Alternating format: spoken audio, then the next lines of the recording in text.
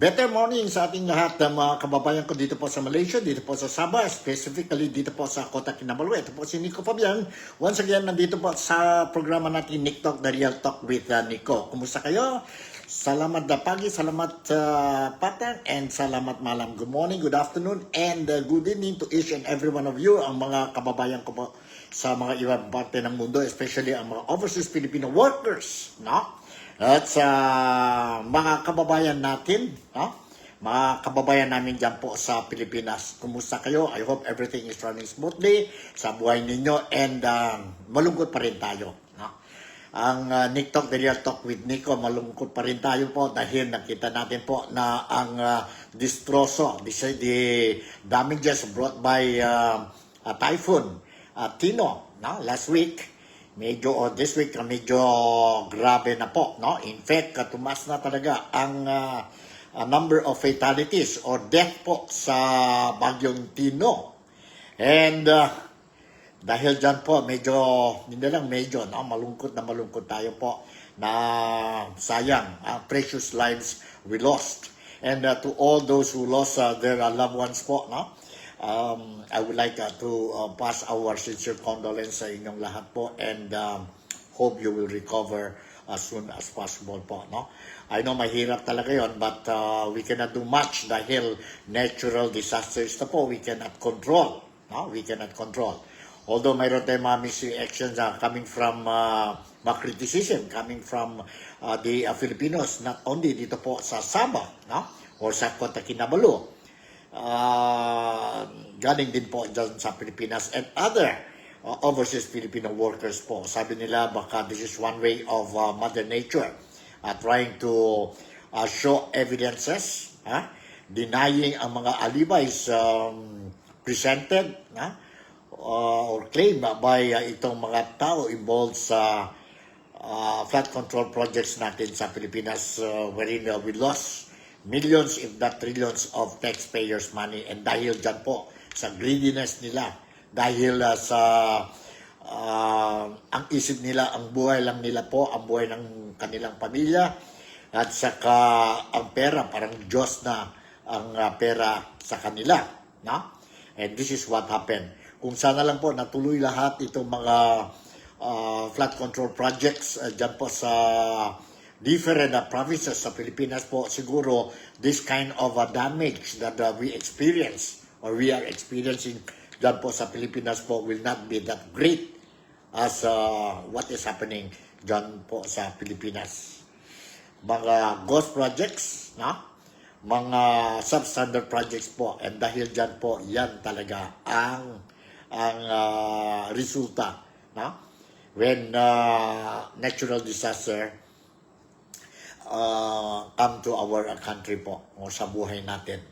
But anyway, wala na tayong magawa po, and let's continue to pray for the safety and speedy recovery po. Yun na mga injured, yun na matay din, at saka speedy recovery po that they will be going back to normal life po, as soon as possible kung pwede. Those who are mourning sa mga patay nila po, sa mga loved ones nila who passed away during the typhoon Tino. Now, before I will go further, I would like to also sabihin natin po, inform sa mga kababayan natin dito po sa Malaysia, and I'm sure you really want to know kung anong latest development sa weather condition natin sa Pilipinas. Na dumating na po ang typhoon, severe typhoon Uwan, identified as Uwan po, pumasok na po sa Philippine Area of Responsibility kanina. So, ibig sabihin po, nandito na po ang typhoon Uwan, expected to be a strong, severe typhoon po by tomorrow or by Monday po, no?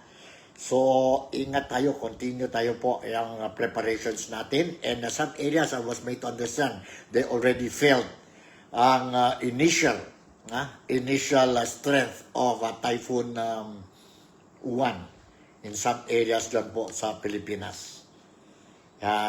Grabe po. But anyway, sige lang. To all my followers dito sa Nick Talk, The Real Talk with Nico, nandito po ang latest updates o report ng Pag-asa o Weather Bureau dyan po sa Pilipinas when it comes to itong Typhoon Uwan. Let's watch and listen to this report coming from DZMM. Bago lang ito po, an hour ago, and let's listen and watch to this report. Magandang umaga mula sa Pag-asa Weather Forecasting Center. Ito na ating update sa binabantayan nating Bagyong Uwan sa loob ng ating Philippine Area of Responsibility. Latest location natin para kay Bagyong Uwan kaninang alas 4 ng umaga ay nasa layong 985 kilometers silangan ng Eastern Visayas. May tagla itong lakas ng hangin na malapit sa gitna na umaabot ng 130 kilometers per hour, pagbugso na umaabot ng 160 kilometers per hour. Yung movement nito sa kasalukuyan ay west-northwestward sa bilis sa 25 km per hour. Ngayong araw magsisimula na tayong makakaranas ng masungit na panahon dito sa silangang bahagi ng Luzon and Visayas. And Metro Manila at malaking bahagi ng ating bansa, makakaranas na rin tayo ng maulap na kalangitan at mataas sa tsansa ng mga kalat-kalat na pag-ulan since may kalawakan nga yung radius ni Bagyong Uwan.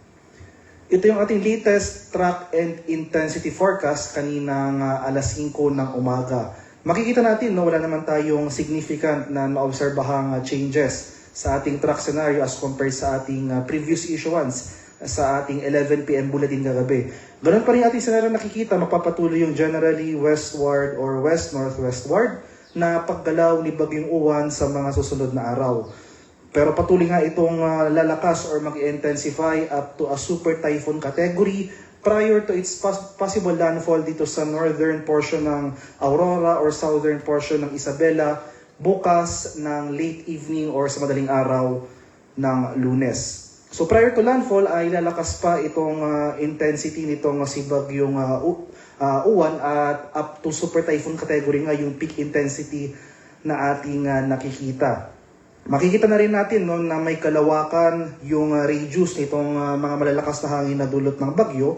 Makikita natin dito sa ating track forecast itong malaking bilog na shaded ng yellow. Ito yung area na kung saan saklaw or ito yung area na kung saan mararanasan natin yung mga malalakas na hangin na dulot ng bagyo. So kung iti-take into account natin yung movement ni Bagyong Uwan sa mga sunod na araw as well as yung malaking radius na ito, makikita natin malaking bahagi ng ating bansa ay mararanasan yung malalakas na bugso ng hangin in the coming days. And after its landfall over possibly southern Isabela or northern Aurora ay itratraverse ito or babaybayin ang mainland Luzon landmass. And by Monday morning or afternoon ay nasa West Philippine Sea na itong sentro ni Bagyong Uwan.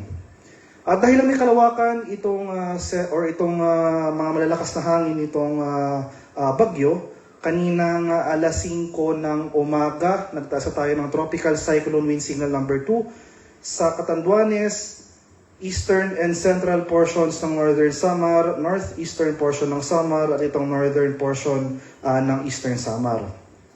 Makikita natin ng maraming areas pa rin na nagtaas rin tayo ng signal number 1. So as of 5 AM, may signal number 1 tayo dito sa Cagayan, Babuyan Islands, Isabela, Quirino, Nueva Vizcaya, Apayao, Abra, Kalinga, Mountain Province, Ifugao, Benguet, Ilocos Norte, Ilocos Sur, La Union, Pangasinan, Aurora, Nueva Ecija, dito sa may Bulacan, Tarlac, Pampanga, Zambales, Bataan, dito sa Metro Manila, Cavite, Laguna, Batangas, Rizal, dito sa may Quezon, including Polillo Islands, Camarines Norte, Camarines Sur, Albay, Sorsogon, Masbate, kabilang ang Ticao at Burias Islands, sa may Romblon, Oriental Mindoro, Occidental Mindoro, kabilang ang Lubang Islands, dito sa may Calamian Islands, nalalabing bahagi ng Northern Samar, rest of Samar, rest of Eastern Samar,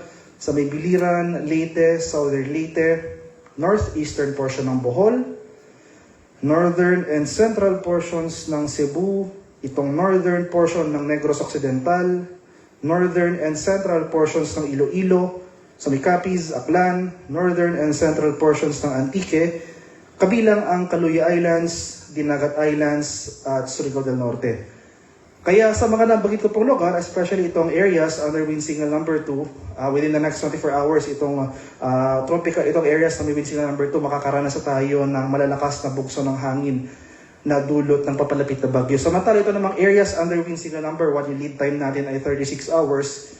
So within the next 36 hours, makakaranas rin tayo ng mga malalakas na hangin na dulot ni Bagyong Uwan.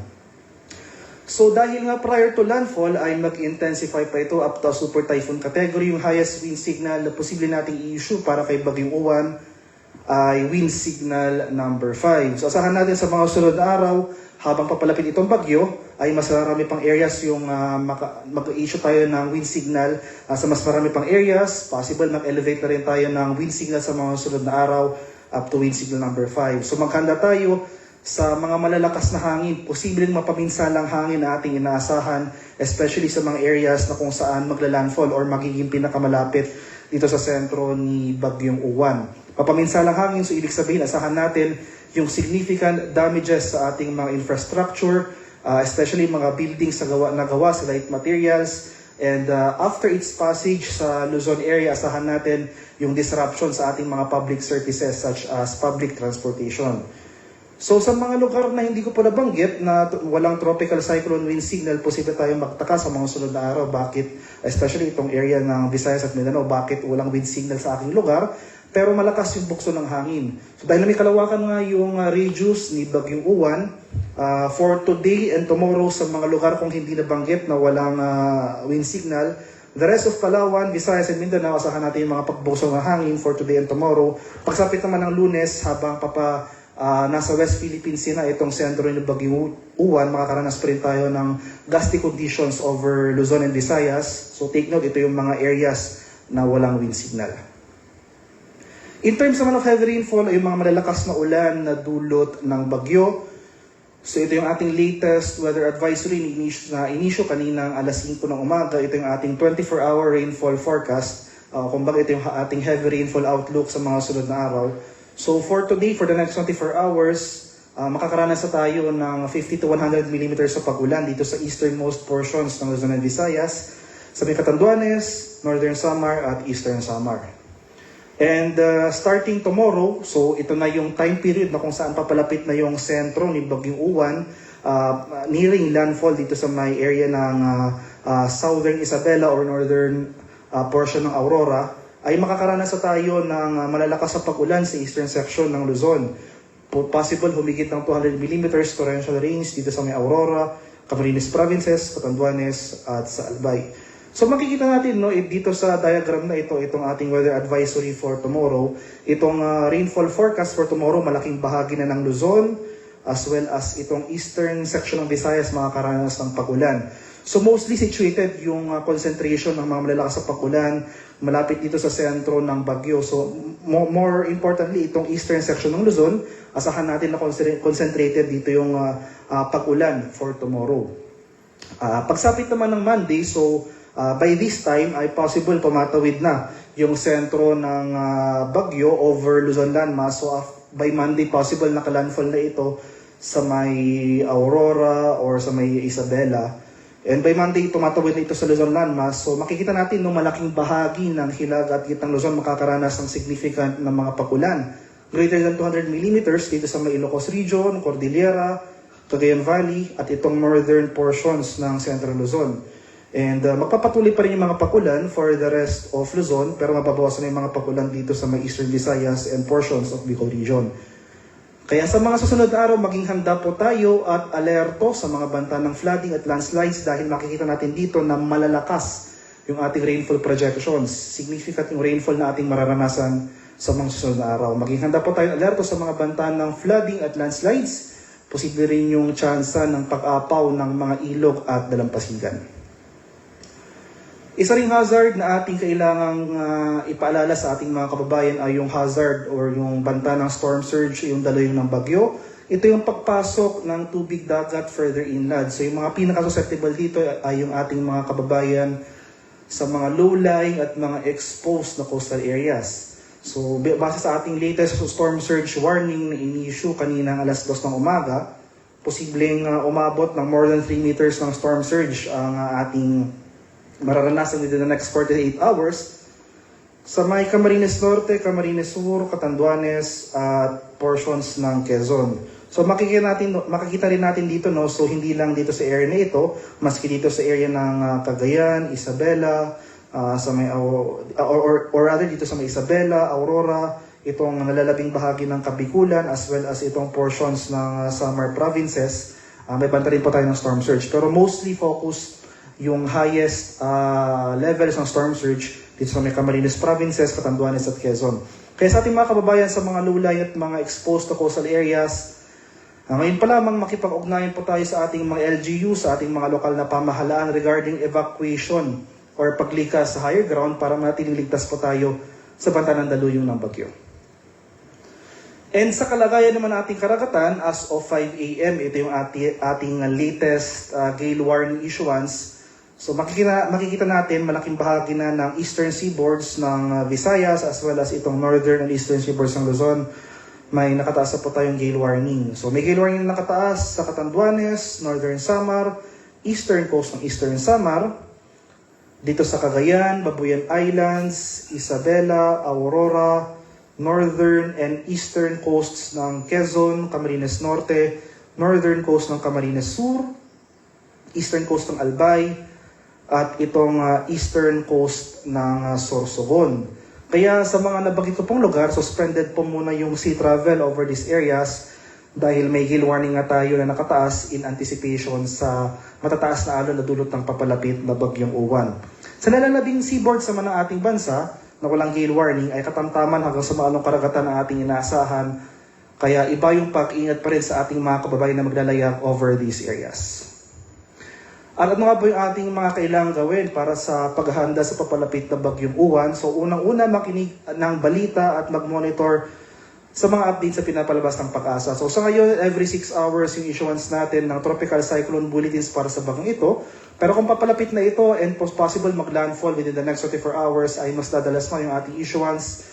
Magiging every 3 hours na po yung ating pag-issue ng tropical cyclone bulletins. So sa mga susunod na araw, kung malapit na yung, especially kung malapit na itong sentro ng bagyong Uwan sa ating bansa at makakaranas na tayo ng mga tuloy-tuloy na pag-ulan, mag-monitor rin tayo ng mga localized advisories na ini-issue ng ating mga kasamahan sa Pag-asa Regional Services Divisions, yung mga heavy rainfall warnings or rainfall advisories. So, may pangalawa, magkaroon po tayo ng community at family plan. So, makipag-ugnayan sa ating lokal na pamahalaan and magkaroon din ng plan up to the family level. So, for example, kung ganito na yung kalagayan o yung sitwasyon ng panahon sa labas ng ating tahanan, ano na ba yung dapat nating kailangan gawin? So, yung pangatlo at pang-apat ay maghanda po tayong emergency kit o yung mga go bag na naglalaman ng mga essential nating kailangan. Wherein kung kailangan na kasi natin lumikas agad or mag-evacuate sa itinakdang evacuation center ay mabilis po yung ating paggalaw, yung ating response. Para sa karagdagang impormasyon tungkol sa ulat panahon, especially nga yung ating mga ini-issue'ng tropical cyclone bulletins and yung mga localized warnings, mga heavy rainfall warnings or rainfall advisories, ay i-follow kami sa aming social media accounts at DUST_Pag-asa. Mag-subscribe na rin kayo sa aming YouTube channel sa DUST Pag-asa Weather. Yon po, narinig natin ang latest report na tungkol sa Typhoon Uwan. So ingat tayo po, no? Make sure that we don't be stubborn when it comes to listening to the advices of the local authorities natin po sa mga lugar natin po, no? Because isang buhay lang tayo mayroon po. Isang buhay lang.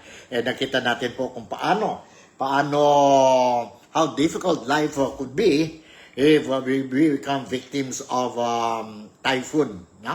Or flash flood. So, ito po, no? At least alam ko po na a lot of mga Filipinos dito po sa Malaysia, dito po sa Sabah, we are very eager to know ang mga latest developments, anong mga weather conditions sa Pilipinas po dahil nandoon po ang mga loved ones namin sa Pilipinas. We left temporarily sa Pilipinas po and work sa labas ng bayan natin. So sana lang po they will, let's continue to pray that ang mga loved ones ninyo, mga loved ones natin po sa Pilipinas, relatives natin and friends natin po, especially those who are dyan talaga po sa flat-prone areas po, no? They will be safe always po. Ingat tayo sa mga bata, sa mga anak natin, sa mga children, sa mga senior citizens, and of those who are sick, no? Give extra precautionary measures sa kanila po, monitor their activities, and at the same time, yun mga may sakit, mga may buntis po, ingat tayo sa kanila po when it comes to kung sakali you will be facing such situation po, emergency situation po, no? Ingat lang tayo. Okay, tuloy natin ang programa natin on a Saturday morning. And this time around, I just want to give you some background, ang mga latest developments tungkol sa Typhoon Tino. Typhoon Tino po, nandoon na kahapon sa Vietnam. And parehas din ang damage caused po dyan po sa Vietnam, no? It was reported. Later on, I'm going to share with you a video, a report dito po, report coming from the national media natin sa Pilipinas and international po. So this you will know kung paano talaga ang sitwasyon dyan po sa Vietnam din dahil kay Typhoon Tino, no? Kay Typhoon Timo. But anyway, in the meantime, I just want to update sa mga followers ko po dito sa Nick Talk, The Real Talk with Nico. As of today, no? As of today, it was announced that mayroon na po 224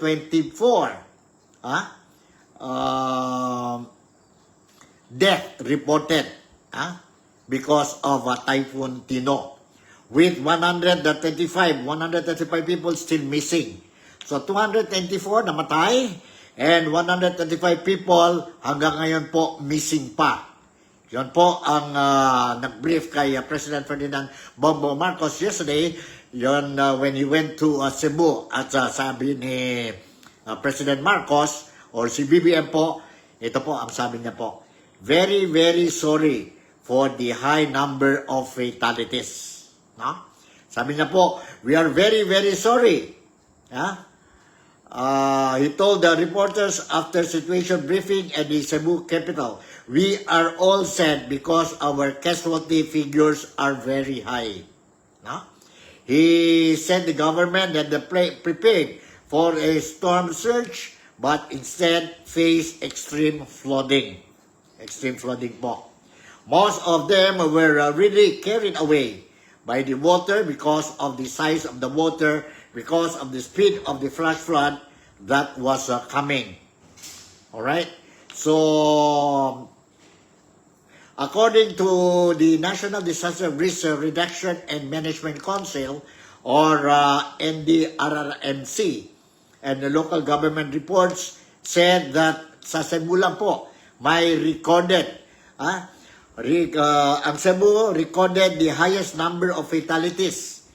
Ang pinakamataas na death recorded po, no? Dito sa Typhoon Tino ay ang Cebu with 139 death. And it was followed by Negros Occidental. Sa Negros Occidental po may 53 patay. Sa Negros Oriental mayroon 16 namatay. Agusan del Sur, 6 namatay. Capiz with 3 and Southern Leyte with 2. Antique, Iloilo, Guimaras, Bohol, and Leyte reported each 1 death. So ito mga areas po, no, na recorded ang namatay. Cebu also registered the highest number of people missing. Ang Cebu po, no? Apart from having 139 po fatalities, ang Cebu din po ang highest when it comes to missing person. Mayroon sila a total number of 79, followed by Negros Occidental with 55 and Negros Oriental with 17. Hanggang ngayon po still missing itong mga tao. More than 90 injuries were also linked to Tino-related incident. Okay? And a total of 2,258,782 people were affected by the typhoon across Visayas and Mindanao. Ang apektado tao po sa Typhoon Tino, according to the report, is 2,258,782. No? Diyan po sa Visayas at saka sa Mindanao. And of this, 318,703 of them remain in 3,050 evacuation center. Ibig sabihin po, mayroon tayong a total of 350 evacuation center dyan po sa Visayas and Mindanao. As of yesterday po, more than 11.1 million worth of food and non-food aid had been distributed to 90,507 affected families across the impacted provinces. In terms of income losses, ito na po, sabi ko po, no? Pagdating ng mga natural disasters po, no? Hindi na apektado ang mga buhay ng mga biktima po, but also ang bayan natin. In terms of economic losses, Typhoon Tino damage some 9,585 houses in western, central, and eastern Visayas, northern Mindanao, and Caraga region. At least 3,260 classrooms and 535 schools nationwide were destroyed, according to the Department of Education. Meanwhile, more than 3,400 schools in 22 divisions suspended classes, affecting over 1.9 million learners and 80,000 teachers and staff. Joint task force composed of the DepEd, Department of Public Works and Highways, and other government agencies has been mobilized to hasten school rehabilitation. Rehabilitation po. Now, listen po, na? The Department of Agriculture reported 83.7 million pesos in agricultural losses, with 4,263 farmers and 2,842 acres affected. Yan po sa Typhoon Tino. Imagine mayroon na 83.7 million pesos na encounter losses ang Department of Agriculture po dahil po dyan po sa Typhoon na Tino, with 4,263 farmers and 2,843 hectares affected. To aid affected farmers and fisher folk, the Department of Agriculture released 216.39 million pesos worth of rice, corn, and high-value crop inputs, along with 1.12 million pesos in annual feeds and supplements for livestock and poultry. Yon po ang latest updates natin tungkol ang damages po, damages and fatalities brought by ito si Typhoon Tino. Grabe, no?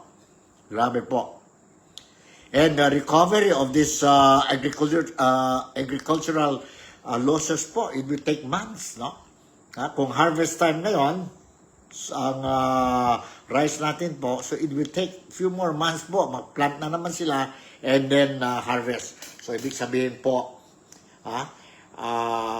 we can expect that the prices of commodities, mga pagkain natin to po will increase. Will increase na naman po, may hike na naman yan ang presyo dahil scarcity. Yung mga vegetables farms natin dyan po sa Pilipinas, mga fruit farms natin, ang mga poultry, mga piggery natin po, damage din yan po. So, this is the effect of Typhoon Tino. And we're still, we are expecting na naman itong si Typhoon Uwan. na nandito na ngayon po sa Philippine Area of Responsibility. Grabe po. Anyway, let me share you itong report po, no? Tingnan natin itong report about ano nangyari po dyan po sa Vietnam. Sa Vietnam po, anong damage nagdala si Typhoon Tino sa Vietnam po, no? Tingnan natin, sana yon. I will try to get this news. Nakita ko kanina po, ito po, no? Let's listen to this. Sana yon. Sandali ha. Sandali, tingnan natin. Nakita ko yung kanina. Sandali. Ito po. Let's watch and listen to this. After causing nearly 200 deaths and widespread destruction in the Sa Vietnam ito, Typhoon Kalmagi has been pummeling Vietnam. It has killed at least 5 people there since late yesterday, and now the weaker but still dangerous storm is heading for Thailand and This is the Cambodia. report Journalist Laura Westbrook is in Hong kahapon Kong sa tracking Vietnam. its path. Packing winds of up to 149 kilometers per hour, Kalmagi ripped roofs off homes and uprooted trees as it barreled through central Vietnam. According to reports, villages along the coast were strewn with debris after taking the full force of the storm. Several boats sunk as storm surges also caused damage. More than 1.6 million people lost power as the typhoon swept through the central coast. On Friday, rescue workers and soldiers were working with residents to try to clear the uprooted trees, remove debris, and collect sheet metal roofs blown away in the night. Now, it has weakened as it's moved inland, but Vietnamese authorities are warning of more heavy rains, with forecasts of up to 200 millimeters in the center of the country, and they've also warned of possible flooding in low-lying areas. Before Kalmagi's arrival, Vietnam was still recovering from days of record-breaking amounts of rain that caused flash floods. Now, Kalmagi had initially battered the islands of Cebu and Negros in the Philippines, and cleanup and rescue operations are underway. Widespread flooding inundated entire villages in the island province of Cebu. Kalmagi reportedly dumped the equivalent of a month's worth of rain on the island in just 24 hours. With another typhoon approaching the country, President Ferdinand Marcos Jr. has declared a state of emergency. He says it gives quicker access to emergency funds. But there are reports that some survivors aren't getting enough help from the government. Laura Westbrook for CBC News, Hong Kong.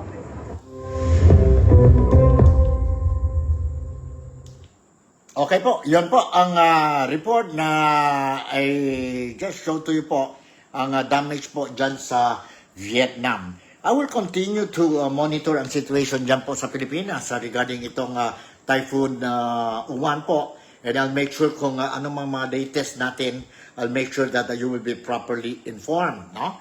Kasi alam ko ang mga Filipinos dito sa Sabah, we are very much eager to know ang mga latest developments dyan sa Pilipinas. Especially ngayon po, hot issue din ito po ang weather condition sa Pilipinas. Po. Don't worry, nandito ang Nick the Real Talk with Nico, and I will make sure that you will be properly informed.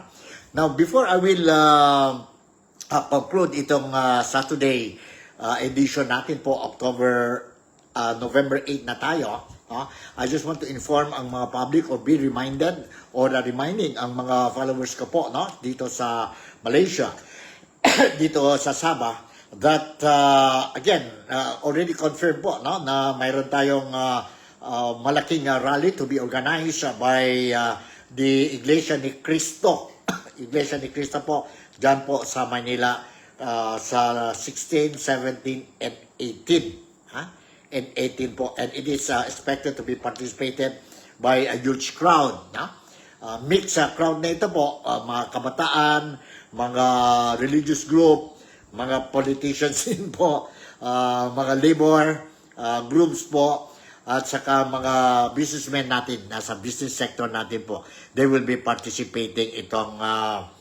expected to participate sa rally na ito po. Because whether we like it or not po, lumabas na sa mga balita na of lately, ang business sector sa Pilipinas po, sila mismo po, they already voice out ang sentiments nila po. They are not happy with what is happening sa Pilipinas when it comes to the issue of corruption. Itong flood control projects, anomalous dealings, no? And it has been affecting ang business operation ng mga negosyante natin sa Pilipinas. And because of this, sinabi nila po na nahirapan na talaga ang mga domestic businessmen natin o local the business sector sa atin po, and they don't foresee any surge ba or any increase of a number of foreign investors coming to the Philippines for as long as itong problema ng corruption sa Pilipinas po will not be properly addressed. And at the same time, not only the business sector, leaders of the business sectors, but the majority of the Filipino community, or ang nation natin po, majority are saying that ikulong na po ang mga magnanakaw. Those who are involved in this, sabihin natin, anomalous transactions po, which in many ways, and it is masakit talaga po because nahirapan na talaga ang mga Pilipino po dahil sa kalokohan nila po. No? Nakita na natin ang mga effects ng natural disasters natin po. Kung hindi dahil sa kanila, siguro po menos ang epekto ng typhoon sa mga buhay ng mga Filipinos po, especially those who are affected with the typhoon or affected by the typhoon ngayon. No? Ngayon. So, yan ang ano natin appeal. Ako mismo po ay appealing to our followers dito po sa TikTok, mga Sabahans o mga Filipinos dito sa Sabah. Pwede naman tayo i-message, call ang mga relatives natin if they are physically fit,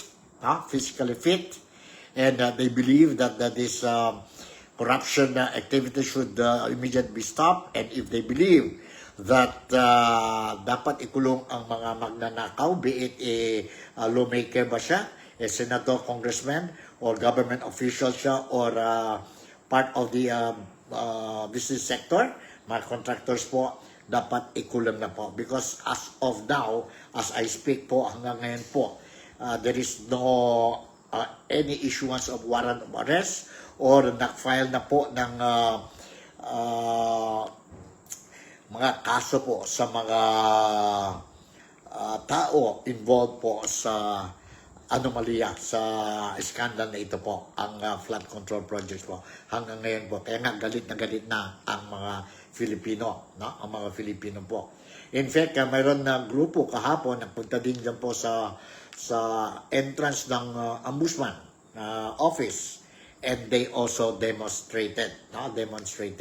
So expected na po that dami na itong mga demonstration po starting in fact every Friday mayroon na tayo po, but we expect by 16, 17 and 18, and tapos mayroon pa ang 16, 17 and 18 ang INC po, ang team nila po is Transparency for Better Governance.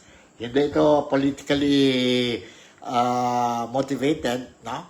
This is wala ito pong political color. And at the same time, mayroon din tayo expected, no, to see another big rally po sa November 30. And let's see po, baka it will trigger another people's power. But in the meantime, sa lahat ng mga followers ko po at sa mga overseas Filipino workers, maski nasaan man kayo po and who is watching itong programa, as well as mga kababayan ko po dyan sa Pilipinas, let us continue to pray.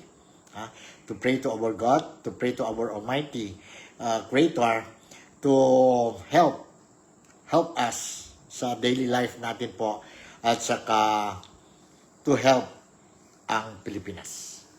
So with this, I would like to say once again, maski paano, I hope I managed to give you some important news para sa inyo, and I managed to maski paano din po entertain nyo, maski paano po healthy entertainment po in terms of news dissemination po today.